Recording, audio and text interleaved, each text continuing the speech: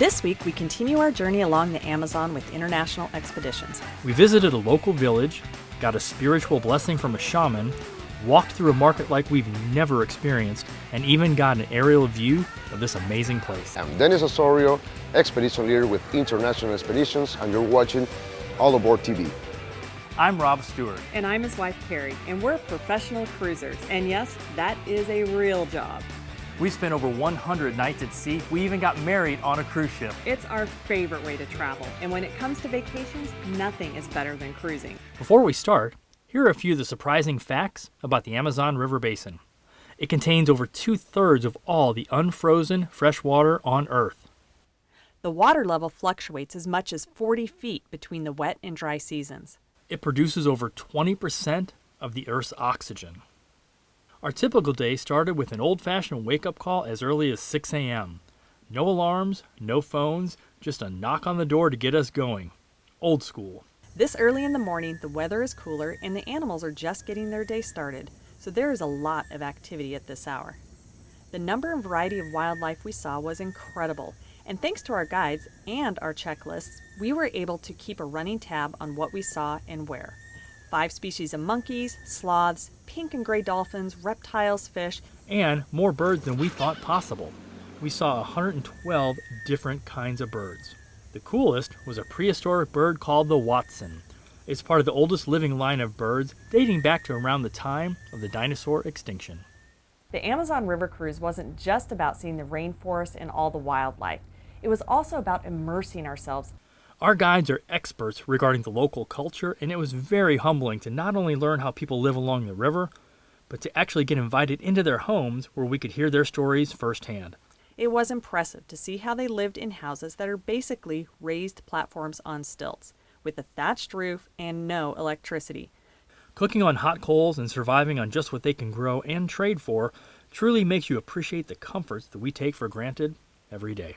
It was very common to see villagers of all ages going about their business and traveling along the river, including boys as young as 10 or 12 that were justifiably proud of their hand-carved canoes as they paddled by on their way to their favorite fishing spots. One of the most memorable visits was to a local school. It was incredible to see how excited the kids were about simple gifts like crayons and other school supplies that we often don't think about because we can go to the local Office Depot whenever we need something. Because there are few, if any, mirrors around, the kids aren't used to seeing themselves, and were amazed that we could take a picture or video of them and they could see themselves instantly. The most important ingredient in the local diet is salt. With no electricity or refrigeration, it's the only way they can preserve food and keep it from going bad. This is very obvious when we visited the market later in our trip. In today's modern world, it may be hard to understand the role that the local shaman plays in the daily lives of villages for miles around. He is their doctor, priest, and spiritual advisor all rolled into one person. It was truly an honor to participate in a traditional blessing. When we come back, you won't believe what we caught using a stick as a fishing pole.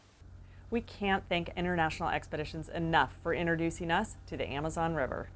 The crew on board here is amazing. Special thanks to our guides and naturalists, Lucille and Cleaver, and to the incredible expedition leader, Dennis Osorio. And on a cruise this small, the crew makes all the difference. Not only do we catch some piranha with nothing more than a stick as a fishing pole, it's what's for dinner. Yes. The food is authentic and very tasty on Estrella Amazonica. They even have their own version of Top Chef. And at the end of every day, there was a relaxing happy hour with our complimentary drink of the day before dinner with authentic music from the Chunky Monkeys. These talented musicians pulled double duty as members of the crew. The person that keeps us all safe here on the Estrella Amazonica is the captain. And unlike a lot of the big ships, there's not a chart plotter and autopilot.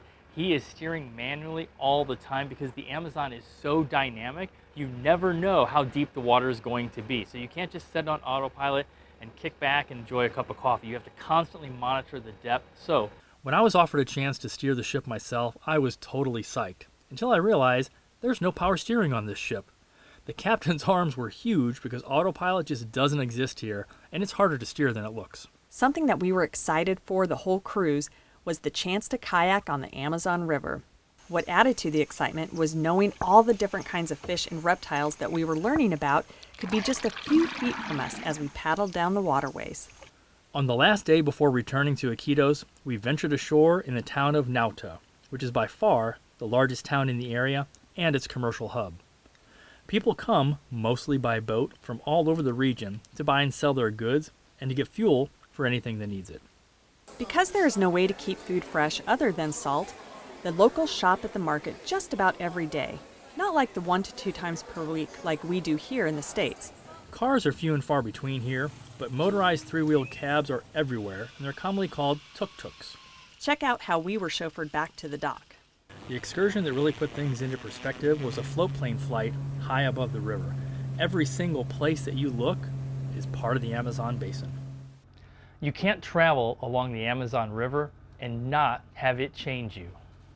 We have complete admiration of how the people that live along the river not only survive, but thrive, completely off the grid, self-sufficient, and happy. Until next time, Life's short, travel often.